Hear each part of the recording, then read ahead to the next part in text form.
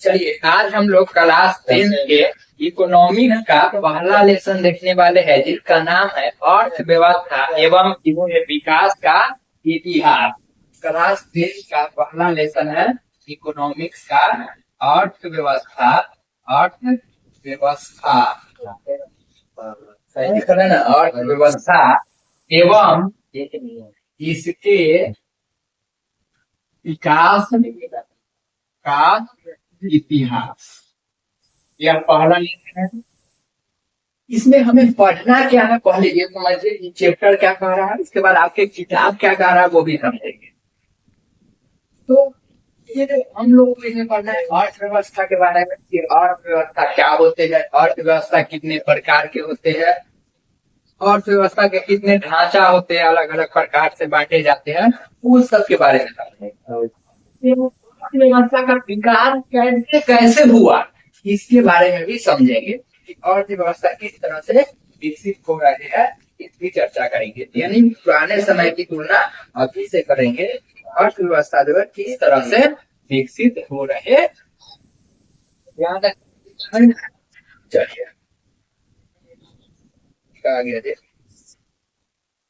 आगे बढ़े जाए।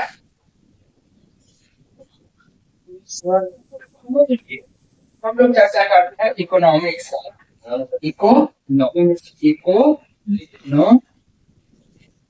देखिए इकोनॉमिक्स और इकोनॉमी दोनों में अंतर होता है। इकोनॉमिक्स का हिंदी होता है अर्थशास्त्र और इकोनॉमिक का हिंदी होता है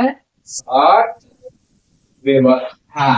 अर्थव्यवस्था आप यहाँ पे देख लीजिए तो क्या लिखा है, आप कहिएगा अर्थव्यवस्था लिखा है, अर्थव्यवस्था लिखा है। यानी हम लोगों को इकोनॉमिक्स के बारे में पढ़ना है। जो इकोनॉमिक्स मतलब अर्थशास्त्र, पूरा इकोनॉमिक्स पढ़ लिया होगा तो क्या अर्थशास्त्र पढ़ेगा, इसमें थोड़ा भाग उसके व्यवस्था को बात पढ़ेंगे, जैसे को क्या बोलेंगे इकोनॉमिक, क्या बोलेंगे इकोनॉमिक और इकोनॉमी में अंतर। इसका पूरा पढ़ाई पूरा एक ही साथ आ गया इसमें, केवल उसके व्यवस्था की अगर बात करें तो इकोनॉमिक्स मतलब पैसा। लोगों को लगता है कि इकोनॉमिक्स जो है ना पैसा कमाने के बारे में बताता है। क्या बताता है? पैसा के बारे में, कि पैसा कैसे कमाना, कैसे अमीर बनना, ये सब बताता है। भैया ये गलत है। इकोनॉमिक्स ये नहीं बताता है कि आप पैसा कैसे कमा सकते हैं।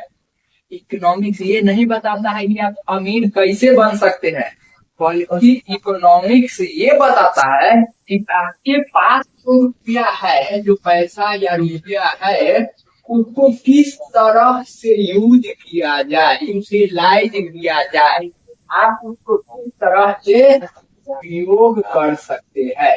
इकोनॉमिक्स ये बताता है कि आपके पास जो धन है उसको कैसे उपयोग कर सकते हैं सही जगह। ये नहीं कि कैसे आप अमीर बन सकते हैं, तो अमीर बनने वाला जैसे आने वाला अलग है। चलिए तो इकोनॉमिक्स आपको बताएगा आपके पास जो धन है, आपके पास जो पैसा है, किस तरह से इन्वेस्ट करना है, कहाँ करनी चाहिए, कैसे करनी चाहिए, किस क्षेत्र में करनी चाहिए, कितने क्षेत्र होते हैं, इस सब के बारे में जानना पड़ता है। तो यहाँ पे अमीर बनने का सुनेंगे हम लोग चर्चा करेंगे जो रुपया है उसको किस तरह से यूटिलाइज किया जाता है।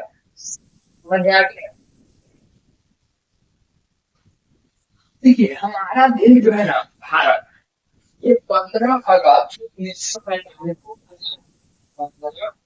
अगस्त 1947 को आजाद। भारत का आजाद दिवस 15 अगस्त 1940 को। उससे पहले भारत किसका गुलाम था? भारत किसका गुलाम था? तो आप कहिएगा किसका गुलाम था? ब्रिटेन का गुलाम था। भारत पहले किसका गुलाम था? ब्रिटेन का। कितना वर्ष तक? तो लगभग 200 लगभग वर्ष, 200 वर्ष भारत ब्रिटेन के लोग अंग्रेज बात में, भारत अंग्रेज का गुलाम कितने साल तक था? तो लगभग 200 वर्ष तक। और फिर आजादी हम लोगों को कब मिले? 15 अगस्त 1947। कब मिला? 15 अगस्त 1947 को भारत आजाद किया। और अंग्रेज जो भारत आया था ना, वह एक नीति अपनाया, वह एक नीति अपनाया, फूट डालो और राज करो, डालो और राज करो, फूट डालो और राज करो, राज करो। यह बात बोलने वाले थे लॉर्ड डलहौजी। इतिहास में पढ़ना है, फूट डालो और राज करो, यह शब्द कौन बोले थे? तो लॉर्ड डलहौजी बोले थे। और इसको भारत के मैग्ना कार्टा भी कहा जाता है, एजुकेशन। तो लॉर्ड डलहौजी इतिहास में पढ़ा है। अंग्रेज ने कौन नीति अपनाए थे? आप कहिएगा, फूट डालो और राज करो की नीति अपनाया।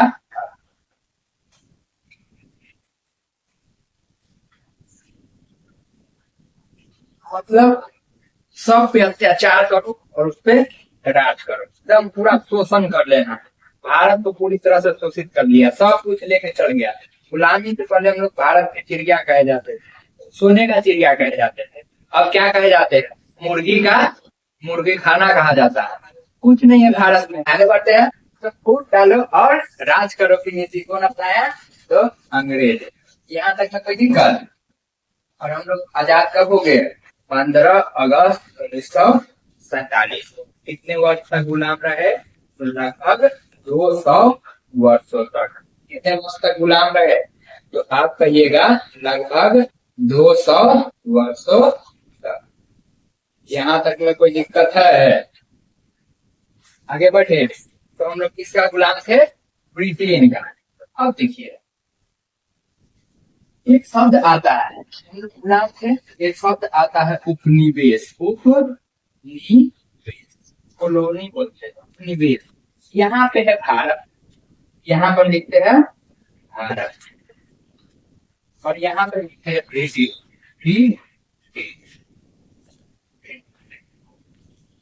अब उपनिवेश क्या होता है?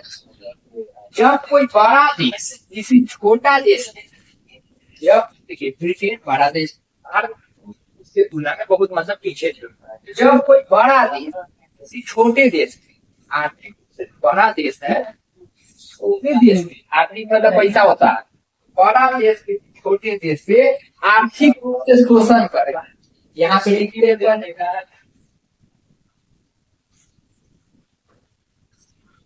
जब कोई बड़ा देश किसी एक छोटा देश पर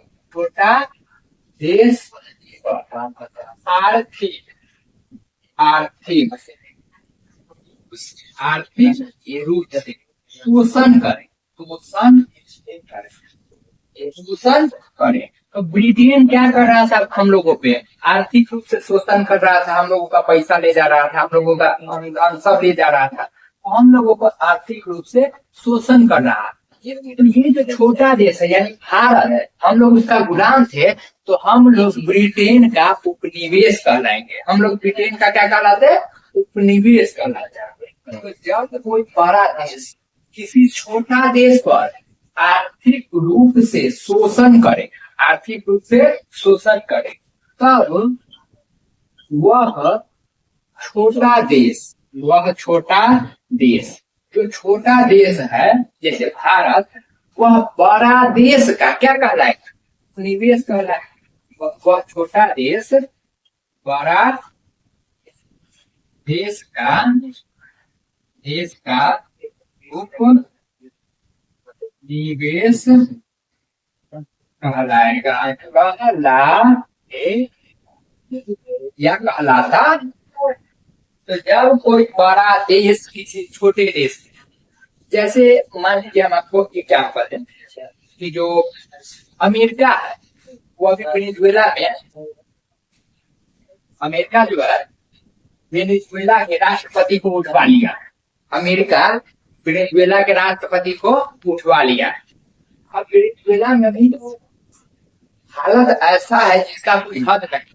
वेनेजुएला में जो राशन कार्ड होते हैं उससे बंदूक बंटवाए गए, बंदूक बताया जा रहा है, बंदूक AK-47 दे रहा है सब सबको। स्कूल में, सरकारी स्कूल में ट्रेनिंग मिल रहा है, क्योंकि वहां का स्थिति काफी बेकार हो गया।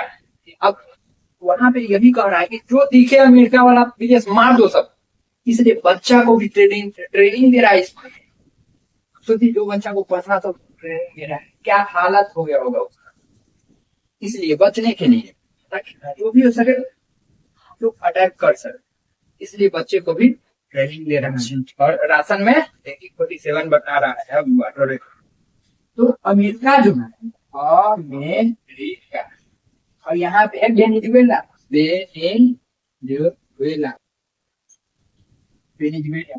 हालांकि दुनिया में सबसे ज्यादा सुंदर लड़की वेनेजुएला में होती है। चलिए, जब विश्व सुंदरी चुनाता है ना पूरा दुनिया में, अधिकतम चांस रहता है वेनेजुएला से ही होगा। ज्यादा सुंदर यहाँ पे मिलता है। तो नहीं चल नहीं जाना ब्याह करने, अभी हालत खराब है। चलिए, तो ये है अमेरिका और यहाँ पे है वेनेजुएला। तो अमेरिका ने क्या किया, वेनेजुएला के राष्ट्रपति को उठवा लिया। तो मान लीजिए किसी भी तरह अमेरिका वेनेजुएला पे अटैक करता है और इसके पूरे चीज को तबाह कर देता है, वेनेजुएला किसके सामने झुक जाएगा, अमेरिका के सामने। फिर अमेरिका क्या करेगा, वेनेजुएला से इसका पैसा लेगा, शोषण करेगा, इसका सामान लेगा, जितना भी कच्चा माल होगा, कुछ निर्माण हो सके, कपड़ा बनाने का सामान, पेट्रोलियम का सामान, ये सब क्या करेगा, वेनेजुएला से ले लेगा। तो अमेरिका का ये क्या हो जाएगा, अमेरिका का वेनेजुएला क्या हो जाएगा, क्या होगा बताओ। अगर ऐसा स्थिति आएगा तो अमेरिका का वेनेजुएला क्या होगा, तो आप कहिएगा उपनिवेश। समझ में आया। तो जब कोई बड़ा देश छोटे देश पे आर्थिक रूप से शोषण करने लगेगा तो बड़ा देश का छोटा देश क्या कहलाएगा, तो उपनिवेश कहलाएगा। यहाँ पे लिखेंगे, यहाँ पे लिखेंगे भारत ब्रिटेन का उपनिवेश था, है नहीं। भारत